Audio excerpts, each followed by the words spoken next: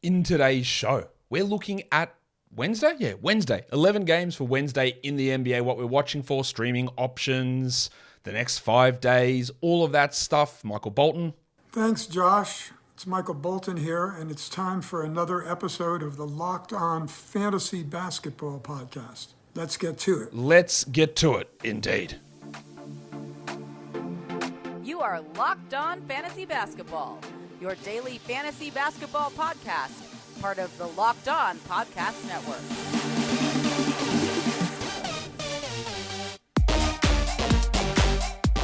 Hello and welcome to the Locked On Fantasy Basketball Podcast, brought to you by Basketball Monster. My name is Josh Lloyd and I am the lead fantasy analyst at basketballmonster.com. And you can find me on Twitter, as always, at redrock_bball, on TikTok at redrock_bball, on Instagram at Locked On Fantasy Basketball, and Substack joshloyd48.substack.com. Today's episode is brought to you by PrizePicks. First-time users can receive a 100% instant deposit match up to $100 with the promo code LOCKEDON. That's PrizePicks.com, the promo code LOCKEDON.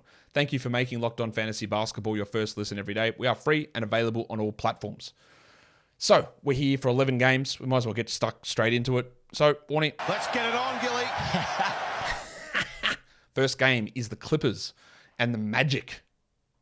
Check that out. The Clippers are 6-point favorites on the road. Totals 220.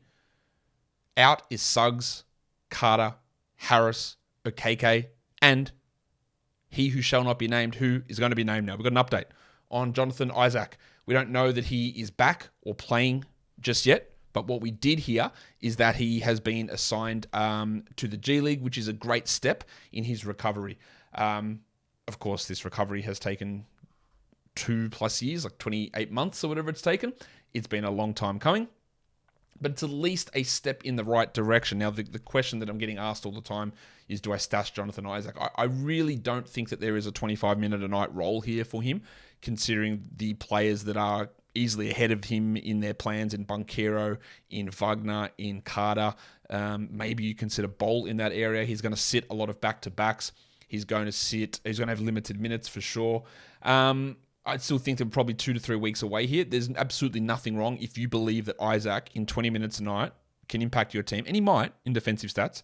There's no problem with stashing now that we actually have some sort of an update, but I don't think the role is going to be sky high for him, especially early on. For the Clippers, Norman Powell is questionable after missing the last few games with that groin issue. What we want to watch for on the Clippers side is Kawhi Leonard, but mainly what we want to watch for are his minutes, because he played 28 minutes in that first game back. Now, it was a pretty empty line. He hit the game winner, which is great. We want to see a little bit more from him, but the signs are positive. I also want to watch John Wall, who is dishing big assists, but he's just hurting in so many areas. Field goals, free throw percentage, turnovers, rebounds are really low for him, not a high volume 3-point guy. So he's a really specialist player, but you've got to watch that his negatives don't outweigh the positives, and we'll see what his role is here. For the Magic, Mo Bamba is off the injury report. Does he slide back into starting? Do they keep Mo Wagner starting? What do they do in this situation? So Bamba had been useful enough with Carter out. He'd played 27 minutes and then hurt his back and hasn't returned. But in his absence, Mo Wagner's been playing and playing well. So we need to see what that looks like. I don't mind a stream of Bamba to assume that he starts, but he might not. Also want to watch Cole Anthony, which is a placeholder name to see what the hell happens with him and Fultz. Fultz has had 2 or 3 good games. Anthony's had 1 or 2 good games. I think Fultz is the guy there over Anthony, but we still don't know the full picture until we get even Jalen Suggs back. But we want to see Anthony's value there. I think he's probably a fringe 12-team league player at this point. Hawks and Knicks is the next one. The Knicks are 2-point favorites. The total's 231.5. We know there's no DeAndre Hunter. We know there's no John Collins. There is Ryan Archer-Jacquino, who's questionable for the Knicks, while Trent Forrest is questionable for the Hawks. So we want to watch AJ Griffin, who's got a pretty steady role, 35 and 30 minutes, the last 2 games. Good 3-point shooter, good steals guys, decent scorer. Kind of lack in some other areas, but I do believe he's a 12-team league player.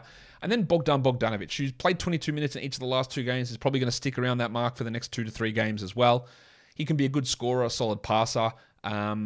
His game can be a little bit limited at times, and in those low minutes, it does make him a harder guy to hold in all circumstances. I do think we want to hold him and wait to see what happens, but I'm not sure that he has exactly the same impact that he had last season. For the Knicks, Quentin Grimes, we want to watch the playing time there. It was 40 minutes last game. It doesn't sniff 12-team must-roster territory because he just never really touches the ball. But as a steal streamer, those minutes are interesting. And then you got Mitchie Robinson. And Mitch Robinson says, I'll take it from here. 33, 23, 34 minutes the last 3 games. So he's always going to be up and down. There's going to be fouls and injuries and that sort of stuff. But it is trending towards more minutes for Robinson, and that is providing some good fantasy value. So let's see how the minutes look for him in comparison to, say, an Isaiah Hartenstein.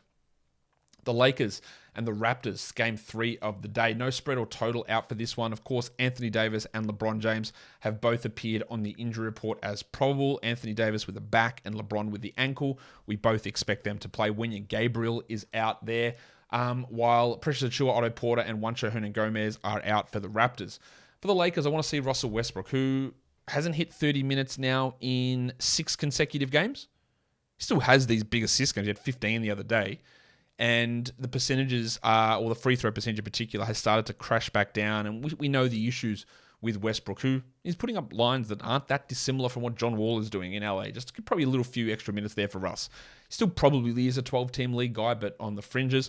Well, I want to watch LeBron, who hasn't quite been himself. He seems to hurt his ankle every single game, although over the last 2 weeks, LeBron is back inside the top 10 and starting to put things together a little bit more than what he had earlier on. But we want to watch that ankle and see if he continues to defer to Anthony Davis the way that he has, if we can get some sort of improvement in assist numbers, or is that going to be all Westbrook's area?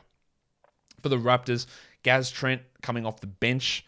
I expect they did start him and then make a last-minute switch in that game against Boston. So does he go back and start against the Lakers? But he hasn't hit 30 minutes in 3 straight. In fact, he's been under 30 minutes in 5 of his last 6 games. The numbers have been okay for Gaz, and I think he is a 12-team league hold, but I am a little bit worried about the playing time for him. I also want to watch Chris Boucher, who since players have returned, specifically Siakam, he's been useless. Hasn't hit 20 minutes in the last 3 games, and this is with Achiuwa and Porter and Juancho out. I don't think he's a 12-team league player, but he's always that guy we can stream to add in when other guys get hurt at other points during the season. Today's episode is brought to you by PrizePicks. PrizePicks is daily fantasy, but it's daily fantasy made easy. It's not salary cap daily fantasy. You don't have to go in there and compete against thousands of different people. It's just you versus the daily player projection. So you go in there and you look at Pascal Siakam, 24.5 points for that example. Does he go over or under? You look at Fred VanVleet, 6.5 assists. You go over or under, and you get 2 to 6 of those individual player projections, put them together into one entry, and you can win up to 25 times your entry back. It's safe, it's fast. You can do entries in under 60 seconds, and it's available in over 30 states in the US and in Canada. So not just the NBA though. You got NFL, you got NHL, you got college football, you got college basketball, you've got soccer, you got esports, you got cricket, you got disc golf. You got the PGA, boxing, MMA, so many different sports that you can do over on PrizePicks. So go to PrizePicks.com or download the PrizePicks app to sign up and play daily fantasy sports. First-time users can receive a 100% instant deposit match up to $100 with the promo code LOCKEDON. If you deposit $100, PrizePicks will give you $100. If you deposit $50, PrizePicks will give you $50.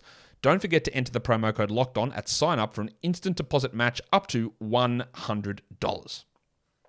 Hornets Nets is the next game. The Nets are 9.5-point favorites in this one. A lot of players out. LaMelo Ball, Gordon Hayward, Cody Martin, Dennis Smith, Ben Simmons, who should return Friday, and Yuta Watanabe. Mark Williams is questionable, as is Edmund Sumner. What I really do want to watch in this one is Terry Rozier. We highlighted him on the buy low segment of today's earlier show, and he is struggling a little bit and has not lived up to the expectations that he set for himself for the last 2 years.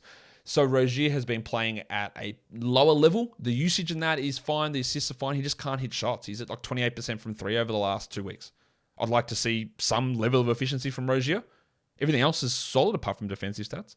But can we get some shots to fall, mate? That'd be good. I also want to watch Big Dick Nick Richards, who putting up some okay double-doubles. Can't get any blocks at the moment. I think that'll come.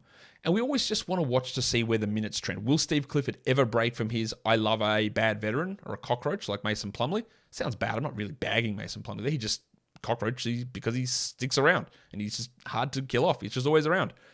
As for Richards, let's see. Can he get some of those blocks? Can he eat into some of the minutes that Plumlee's playing?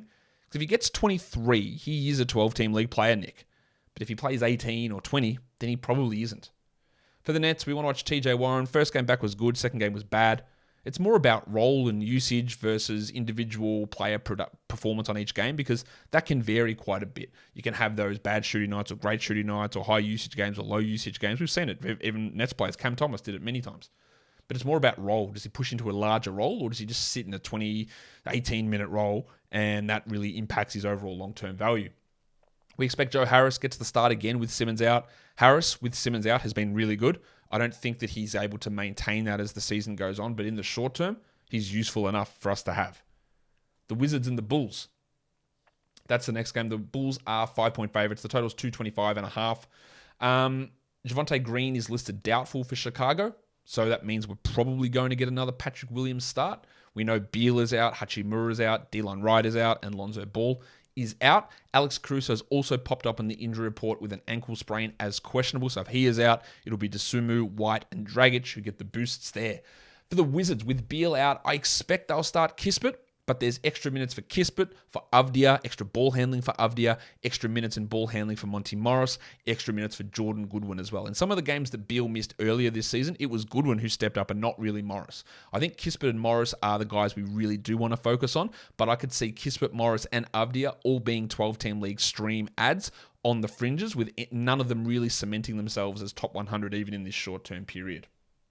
For the Bulls, we do want to watch Alex Caruso, whose assists and steals and extra minutes are pushing him into 12-team league discussions as a starter. I don't hate adding him as a streamer. We know the upside and the field goal percentage and the points are probably limited, but the other stuff is useful. And then Derek Jones Jr., not that he's impacting many fantasy leagues, but he's been getting most of the backup center minutes over Andre Drummond. And that's important for deeper leagues. Now, what they do in this game, especially the Wizards, who have been using Gafford and Porzingis together, very interestingly, Gafford probably worth a stream too, by the way. I want to see whether they go back to Drummond or whether Jones can stick in that role. Because if Drummond plays 18, 19 minutes, then there's 14-team league value. The problem is he's getting 5 or 6 minutes at the moment, and that's obviously not useful enough for us. Thunder and the Grizzlies is the next one. The Grizzlies are 6-point favorites. The total's 232.5. We know Des Bane is out for Memphis. Ja Morant and Lil John Conchar, they both missed last game. Okay. I don't expect that they're going to miss this one, but we don't know. Jaren Jackson will definitely return. He rested in that last game. And Zaire Williams is a chance to return. I'm not thinking he's going to have this gigantic role given how much he's missed, but he's just a name to watch for deeper leagues. For the Thunder, will they start with the Bronco Jalen Williams again? Broncos country, let's ride. I don't know what to make of him and Pokusevski. Poku hasn't hit over 20 minutes in the last 3 games. Williams is consistently getting a high 20s, 25, 34, 27, 31 in the last 4 games, and that includes 2 starts. I don't know whether he starts. They're sort of seemingly alternating him in the starting lineup, but we do want to watch what his playing time looks like. And the same goes for Robinson Earl, who has started 4 straight, 34, 26, 29, 29 minutes. It's useful enough to be a 14-team league guy, maybe a 12-team league player, but his production can be relatively unassuming. On the Memphis side of things, Santi Aldama played really well last game, replacing Jaren Jackson. I want to watch him more to see if there's where the deep league value sits. I don't think there's any 12-team appeal, but he had put up some okay games, even in nothing sensational, but even in some of the games where Jaren had played, and that's something the deeper leagues will need to pay attention to. But don't get sucked into adding him to 12s. Then also Dylan Brooks, who we know is just going to kill your field goal percentage so many times. His minutes are really high at the moment because of the in and out absences of Morant and Conchar and the continued absence of Bane. Brooks probably only fits a punt field goal or a points league type scenario, but let's see if he's able to rein it in a bit with Jar returning. The next game is the Pistons and the Pelicans. This is a back-to-back for Detroit. Cade will be out, Livers will be out, and Herb Jones and Brandon Ingram are officially questionable for the old mates, the New Orleans Pelicans. I'm just seeing there's an injury update for the Hawks here as I'm recording this. What is it? Oh, it's Trent Forrest out. Nothing major there. For the Pistons, I want to see Isaiah Stewart and his playing time. Is that you, Mr. Stewart? Well, who the hell else do you think it'd be? Get in here, you pair of flaming galahs. Now, I'm of the opinion that Isaiah Stewart's playing time and production has no real impact on Marvin Bagley or Jalen Duren, because Stewart basically, since they made that move, doesn't play center anymore. But Stewart's minutes have been a little bit all over the place, 26, 33, and 27 in the last 3 games. So watching what that is. And then if he does play 30+, where does Sadiq Bey fall? Because last game, Bey was great. Had 20 points, 33 minutes, but had played 35 combined minutes the game before that. Now, we don't know what's going to happen on Tuesday, but they're what I want to watch for here. For the Pelicans, last time we saw Jose Alvarado, he was going off. 38 points, 8 triples, good minutes. If Jones and Ingram play, what is Alvarado's role? Because he was like a 20-minute-a-night player prior to that. And with their absences, he's been able to hit 30 minutes with some of these games with McCollum in and out. But I really don't see him as a 12-team league guy. Although last game, of course, was useful. It's the replicability of that doesn't really seem there. I also want to watch McCollum because he's been bad. Like, he's been sub 40% shooting all season, but the last 2 games since he returned from COVID have been really poor. Low usage, low shooting numbers. I do think that he is a buy low, as I detailed on the buy low show earlier today, but I'd like to see some of that in action, and hopefully he's able to put up some better numbers. Kings-Bucks. Kings are 6.5-point favorites. The total is 234.5 points here. Jingle and Joe will be out. Grayson Allen, we don't know about. He's dealing with this plantar fascia issue. He will probably start, I would guess. They started Jordan Nwora in his position last game. And then there is Terrence Davis, who's questionable for the Kings. For the Kings, we want to watch Keegan Murray, who did have that one good game and then dropped back to 25 minutes. With them really wanting to win and him not producing winning basketball a lot of the time, it is hard to rely upon him in 12-team leagues. I do think he will improve in probably January, February, but do you need to hold on through that? Probably not. Also watch Kevin Huerter, who's in a little bit of a slump at the moment. I wouldn't be dropping Huerter. I do think that there is room for him to bounce back from some of these poorer games, but also with the understanding we know that what he did earlier in the year is not going to be able to stick. For the Bucks, it was a pretty rough game from Chris Middleton in his second game back. He shot, 9% from the field. What I'd like to see is the minutes increase. He's been at 27 and 26 in the 2 games so far. Let's hope he pushes plus 30 and is able to get some of those big lines returning. While Brook Lopez, he rested last game. He should return here against the Kings. Can he keep up this insane block numbers? What does his usage look like with Middleton? We've only had one game of those 2 playing together, and some of Lopez's increased usage has been really useful for his fantasy value pretty clearly. Today's episode is also brought to you by BetOnline.net. BetOnline.net is your number one source for all your sports betting info, stats, news, and analysis. Get the latest odds and trends for every professional and amateur league out there, from football to basketball, soccer, and esports. We've got it all at BetOnline.net. And if you love sports podcasts, you can also find those at BetOnline as well. Go to BetOnline and check that the Dolphins are 3-point favorites on the road against the Chargers for Sunday Night Football next weekend. So if you think that the Dolphins can bounce back after losing to the Niners, you can check that out at BetOnline. We're always the fastest and easiest way to get your betting fix. So head to the website today or use your mobile device to learn more. BetOnline is where the game starts. Don't forget to gamble responsibly. Next game, Pacers-Wolves. We know what we want to watch for in this one. Chris Duarte is out. Karl Anthony Towns is out. But we don't know the status of Tyrese Halliburton, Miles Turner, Timothy John McConnell, and Taurean Prince, all guys who will have a big impact. We want to watch Andrew Nembhard, who without Halliburton's been amazing. Even with Halliburton in, though, he had been playing well, and I believe he's a guy to hold for 12-team leagues to see what happens here. I also want to watch Sticks, Jalen Smith. If I could find the sound thing for him. Stand by your man! He has been top 100 over the last week. Obviously, he's been bad most of the year. He thrived in that Warriors game at center, which so many centers struggle with. And he has struggled playing center himself. So we want to see, can we get sustained consistency in minutes, production, shooting from Smith? I really don't have faith in him, but it's been a nice little stretch here.